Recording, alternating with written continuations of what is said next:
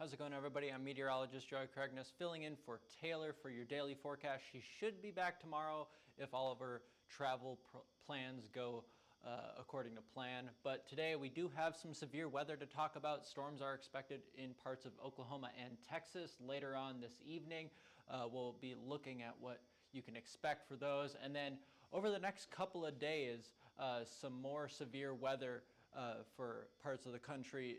Different areas seem to be impacted every day. A low-end severe threat through Wednesday or through Thursday, and then a little bit break on Friday before we get to more severe weather for Saturday and Sunday.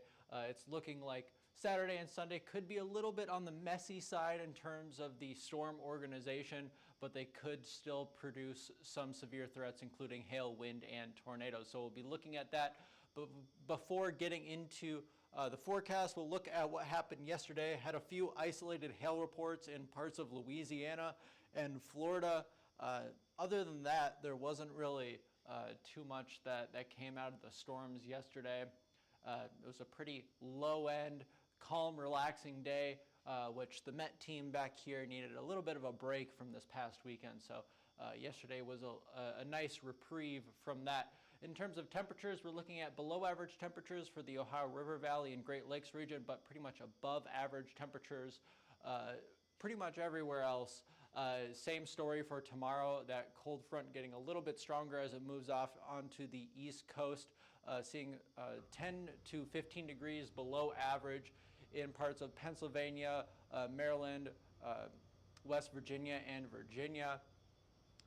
But again, above average temperatures for the rest of the country. Have a nice little ridge moving in, bringing in those warm temperatures, and those are expected to stick around over the next few days until a stronger cold front is expected to drop the temperatures a little bit over the weekend. So here's what we have for our surface conditions right now. A cold front, cold front slash stationary front lining up along the Red River, Oklahoma-Texas border there, and then some light showers in the Ohio River Valley stationary front up into the upper Midwest and far northern Rockies, where we're seeing some showers firing off over there. But aside from that, not a ton going on right now.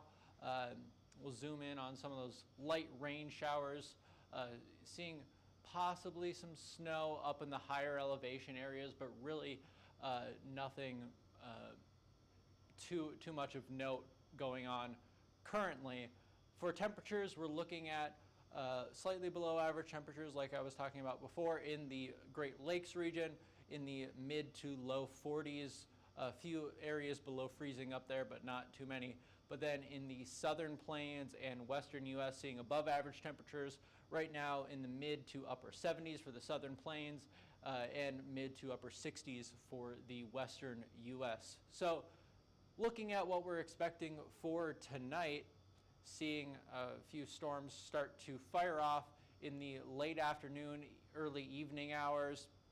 This model updated from when I put the pause points in here, so things are a little bit off, but this is our risk area for today for those severe thunderstorms.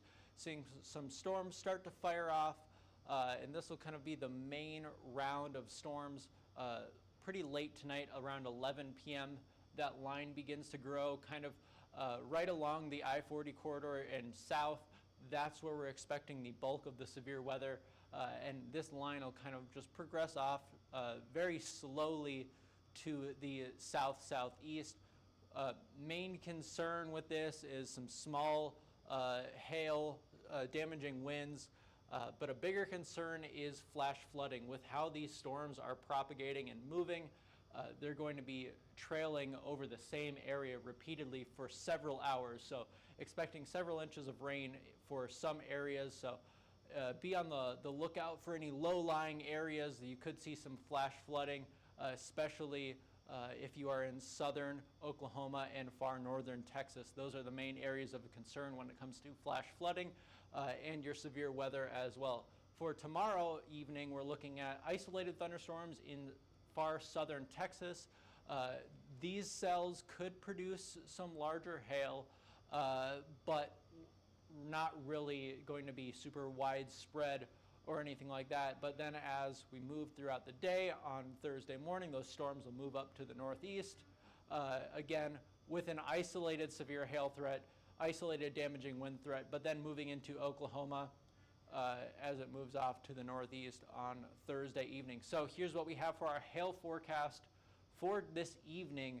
Main areas to be on the lookout for an isolated severe threat is DFW and Waco, Texas. Those areas could have a small chance of seeing some severe hail late this evening, but really it's going to remain a very isolated hail threat. Right as these storms get going, that's where your largest chance for severe hail is going to be.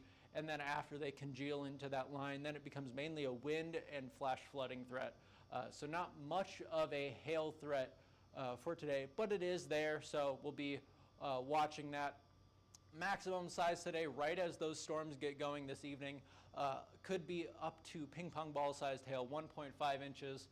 That's what could be seeing for the maximum hail size, but I'm expecting if we do get any severe hail, the most likely hail size is going to be right around the quarter size hail, but we could see an isolated ping pong ball report come out of that. So significant hail model here showing decent values over the DFW metro this afternoon, and then as storms get going, that threat will kind of diminish.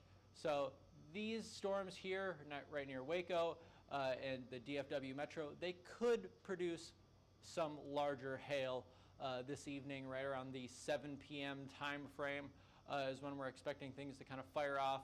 But then you see this line start firing, and fairly low values for our significant hail model here, mainly showing a wind threat with those storms late this evening. So for tomorrow, or Friday, I got my days mixed up, seeing scattered showers moving in this evening, and then Saturday, since this is still fairly far out, our model doesn't have the best resolution, so you're not going to see isolated storms or anything like that, but a big blob of rain moving through this severe risk for Saturday.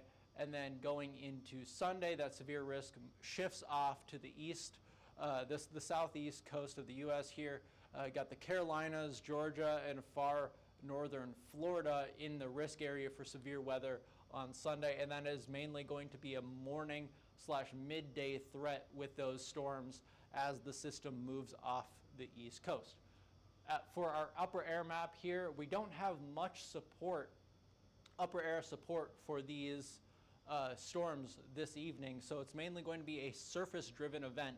But as we go into this weekend, we do see this little shortwave trough moving in through the Texas and Oklahoma panhandles and up to the northeast. That is giving the upper level support for more widespread severe weather for Saturday and into Sunday as it progresses off to the east. And it is looking like for the severe weather on Saturday and Sunday, both are going to be overnight events, just with the timing of this trough expected to be fairly late to move out over the southern plains.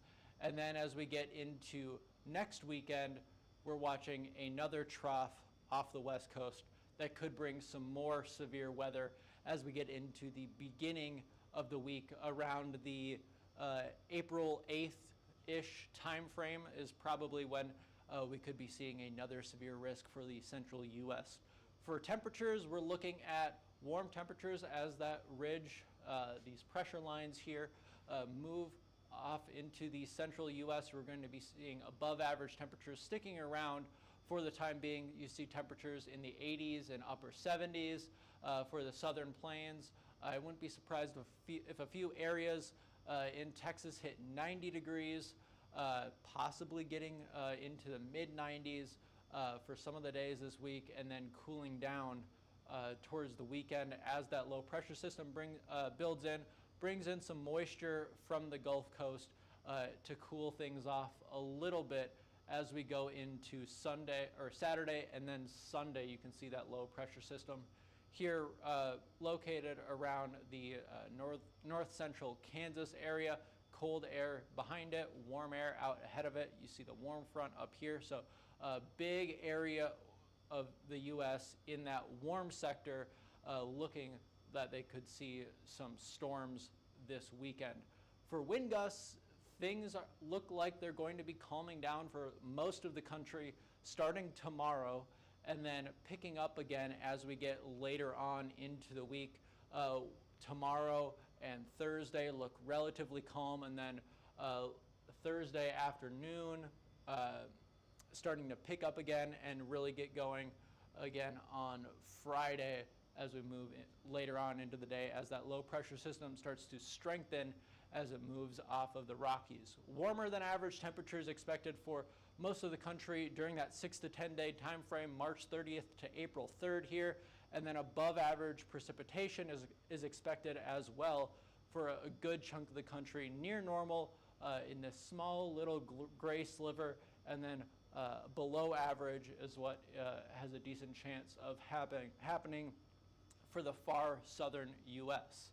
But that's all we have for today. If you're interested in learning more about us, go ahead and follow us on Twitter, Facebook, Instagram, YouTube, and TikTok. Or if you're interested in purchasing a plan, go ahead and scan that QR code up above me. Or you can give us a call at 855-334-4245. Email us at info@hailtrace.com, or check out our website at www.hailtrace.com. That's it for now. Thanks for watching. I'm meteorologist Joey Cragness.